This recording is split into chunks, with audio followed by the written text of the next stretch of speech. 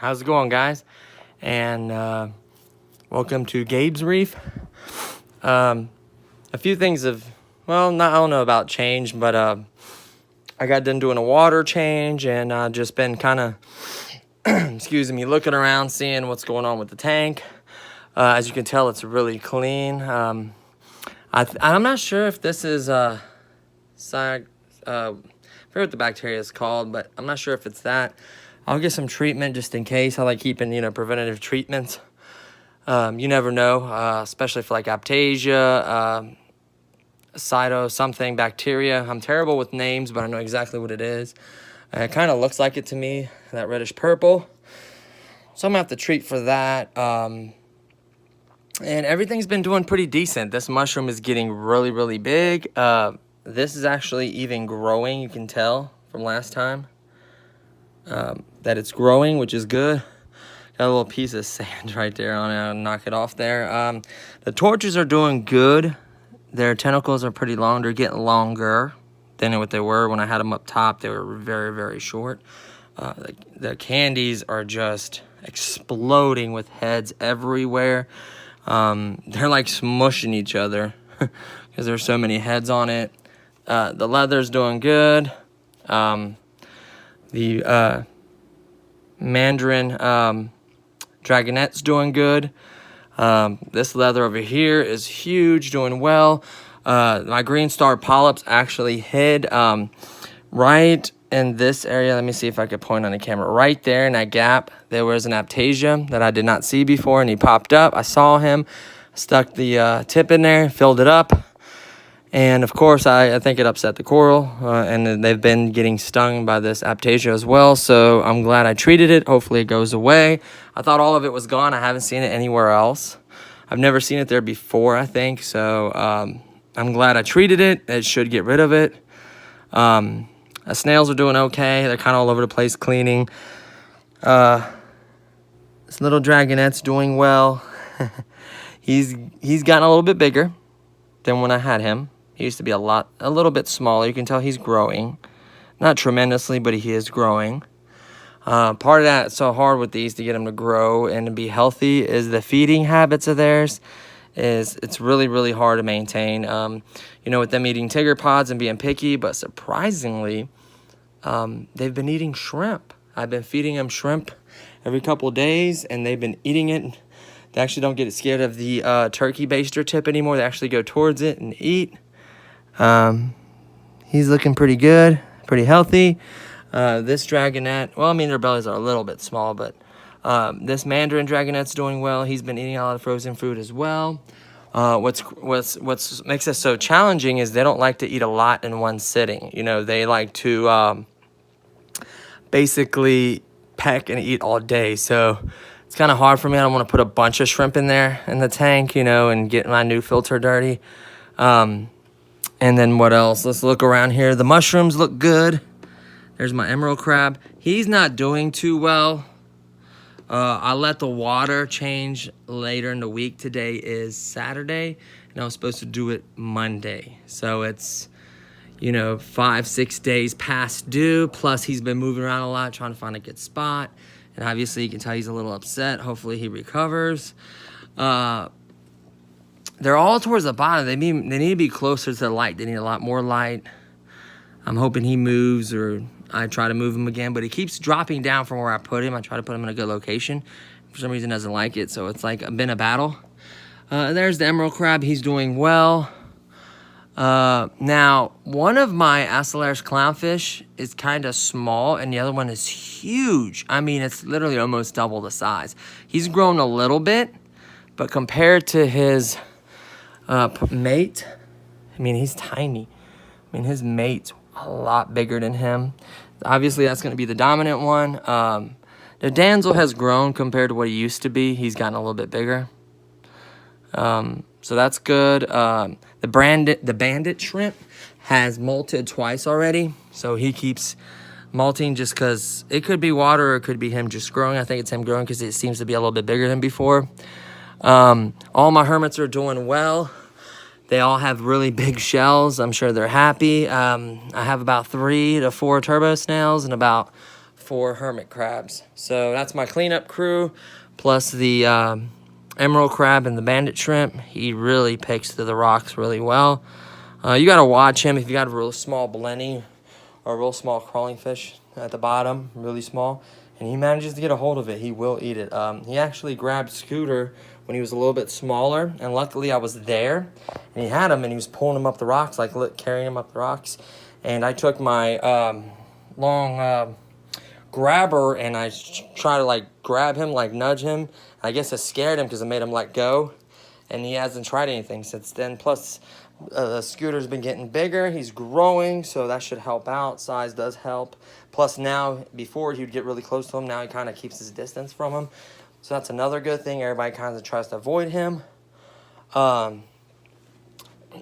see. The protein skimmer's doing okay. It's hard to tell. That thing is a little dirty. The foam's a little low. I might turn it up. That block is probably getting dirty. It is, I'd say, probably at least 4 weeks old. So it recommends 4 to 6 weeks to change it. Sorry, the light's real bright on there. The lights are still looking good. I'm probably going to clean that glass a little bit. You want to make sure that's clean as well. And then that's a new filter. Filtering beautifully. The water is not even making it to the other side. Usually kind of some of it makes it over there. It's all getting filtered right away. So that's a good sign of flow. I even pulled out the main cartridge. The only time I cleaned that Pure Chemi carbon, it just had a lot of stuff in it. It's probably at the end. I need to get another one to replace it. And then I cleaned my black foams. And then the ceramic, I actually cleaned them because I had a lot of waste on them. So I went ahead and cleaned them. Bacteria will quickly populate it. The sump pump's doing okay. I brushed the circulation pump. There's a snail right there. There's the feeding thing. Honestly, they don't go over here and feed too much from it. I thought it'd be a little bit more popular than what it is. It does work. It does trap the food and keeps it from getting sucked up immediately into the filtration system. But they're not too fond of swimming all the way to the very top and eating from it. So that's kind of a bummer. There's the better shot of the bandit. And then look at the size difference. I mean, it's just mind-boggling. Like, he's literally almost double the size of the other one. So he's growing much, and I see him eat. He eats plenty. He eats just as much as the bigger one does. I don't know what it is. The water parameters are literally perfect. The calcium is a little low, just because the absorption. I mean, I could dose a little more calcium. I don't think that's going to stunt his growth. The water parameters are good. The ammonia is 0. The nitrates are pretty much 0 now. Since I changed the water, they weren't that high to begin with. Just everything. Phosphates are a good number, like 0 almost. So, you know, everything parameters-wise looks good. Alkalinity is probably about an 8. It could go up a little bit, which I might dose later on this week. I need to get back to my iodine. I did skip you always skip a week with iodine, possibly 2, so you don't get too much built up in there. It will kill your fish. The salinity, the salt and the gravity in the water, it's been needed to be increased. Mine's been a little low, honestly. It's been about 123 gravity, 1.023 to 24 gravity, and only like 32 to maybe 33 parts per million. You want like 34, 35 parts per million.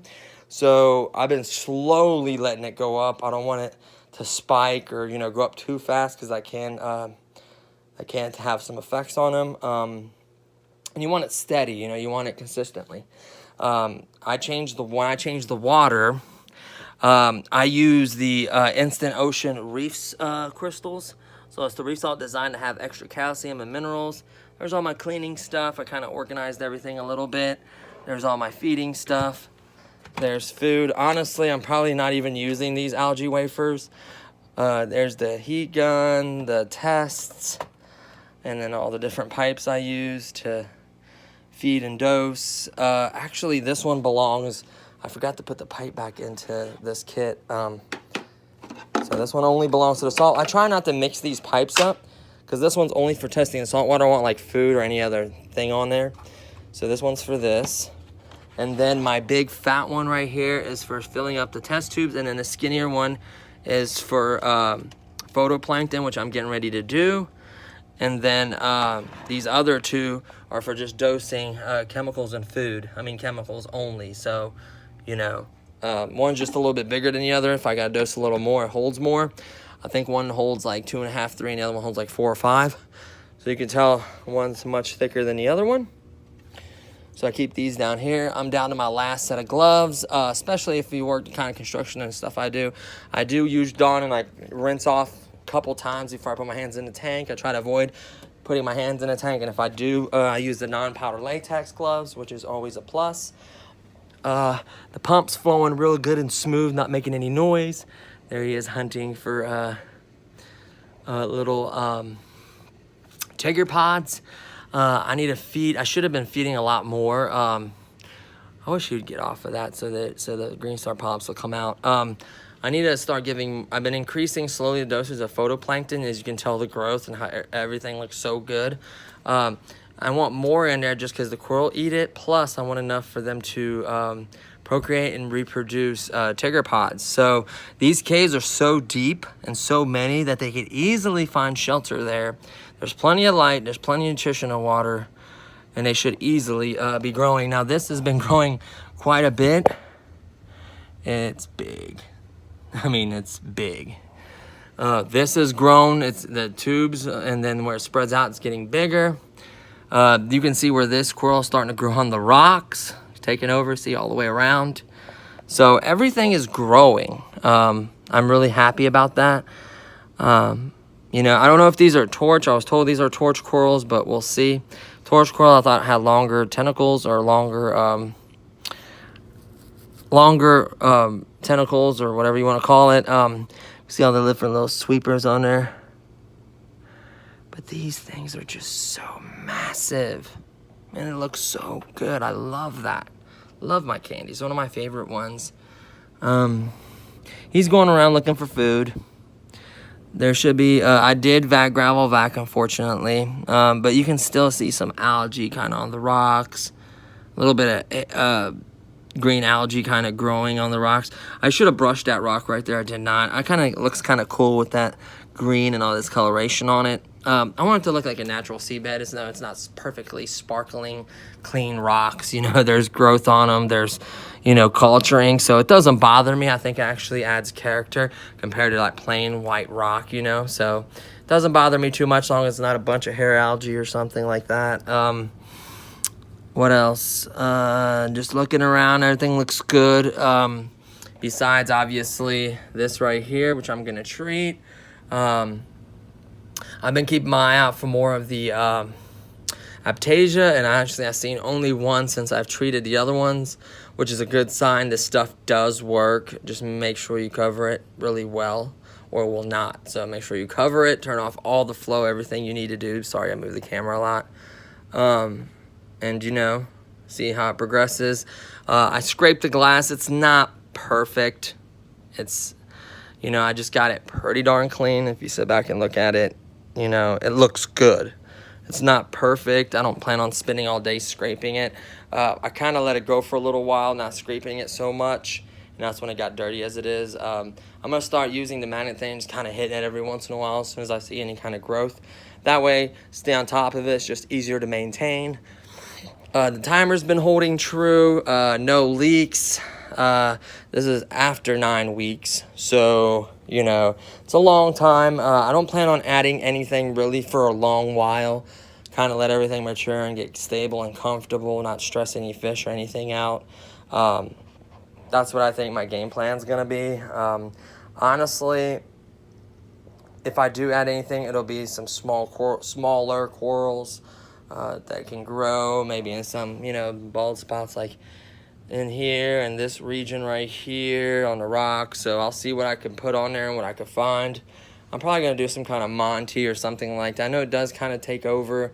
I got to kind of watch it, but the good part is I can frag it if I need to, sell some of it. Maybe find some local forums or fish clubs or whatever. So there's just a lot I can do with it. I'm really enjoying it. It's a little bit of work. It's actually not bad at all. If you get on a schedule to where you change your water once a week and you have a planner, you write down what you dose, how much, when you feed, everything, it's very, very simple. Doesn't take much time, maybe 5 to 10 minutes depending on what you're doing during a week, a day, and then about an hour. And most of that's mainly heating up the water. You know, you can just get a bucket, fill it up with dump the water in there, put your salt in there, put a power head and a heater, and just hang out, watch TV, play games, and then come back in a couple hours, and your water's good. So it's pretty simple. Everything looking good. I'm really proud of myself. I am not a professional reefer. I've not been doing this a long time. I'm happy to accept any tips, tricks, anything at all, suggestions. I'm all open to it. Just remember, this is a family-friendly channel. And here's the bubble anemone. Where he's been at, he hasn't been doing too well. He was lower to the ground. He was like literally dying, and now he reconnected himself. The bubbles are slowly inflating on one side. We'll see how he does. I'm hoping he recovers and does well. The water quality is good. He's getting light there. Where he was at before, he was getting no light, and that did terrible things for him. That did not work out well. He was bleached a little bit, so we'll see how it shakes down and how it all, you know, comes together.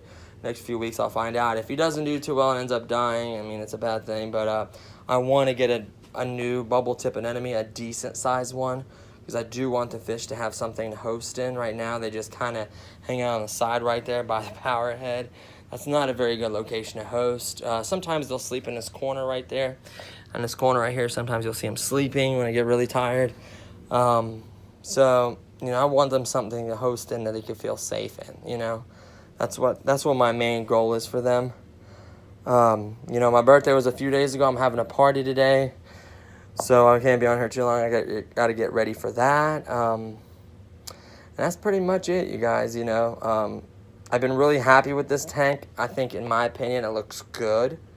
It seems to be healthy. Everyone is happy and growing and doing well. No one's beating up on each other. No one's chasing each other. Just everything looks really good and peaceful, so I really enjoy that.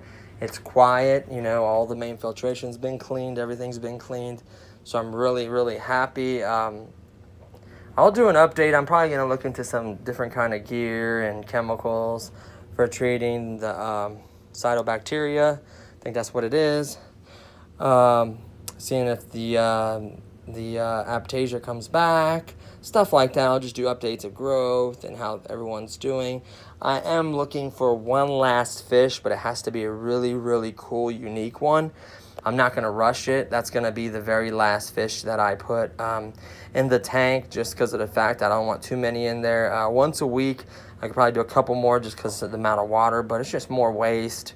They're going to be fighting over territory. It's just not worth it. You know, the pros outweigh the cons. So, I mean, the cons outweigh the pros.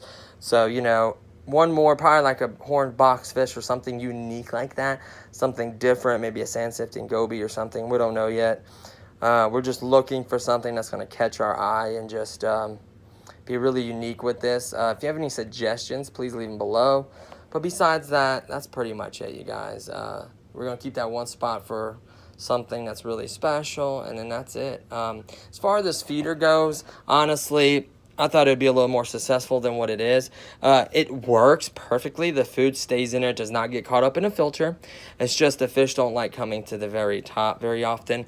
I'm sure if they get hungry enough and I don't put those sinking pellets in there, they will all come to the top and eat, but they're kind of eating the pellets as well. So I'm trying to avoid putting as many pellets in there as I can, because when I put the pellets in, whatever doesn't get in immediately goes right to the filtration system, and it just gets right on top of my filter, and it is just covered in food. So it's just basically a waste. So what I'm going to do is slowly just start using flakes, and then having them being hungry, they're going to look for it, they're going to see it, they're going to eat it, and we'll go from there. Maybe put a few pellets in every grate once in a while, and then shrimp every few days. So that's the game plan. Still have plenty of frozen stuff. I'm going to do probably a bottle of Tigger Pods, and sometime this week when I get a chance after work, I'll probably pick one up just to make sure it stays stocked and just keep up on everything else. So that's pretty much it, you guys. That's all I can think of right now. I want to thank you guys for watching, supporting the channel. If you guys are into other hobbies like radio control airplanes, boats, quadcopters, all that, I do have a channel called RC Cincy, RC space CINCY. There's about 100 something videos of just all kinds of RCs. So if you're into that, that's cool. You know, if you're into this, that's great as well. I do appreciate the support and the love. And then I'll see you guys in the next video. Thanks for watching. Bye-bye.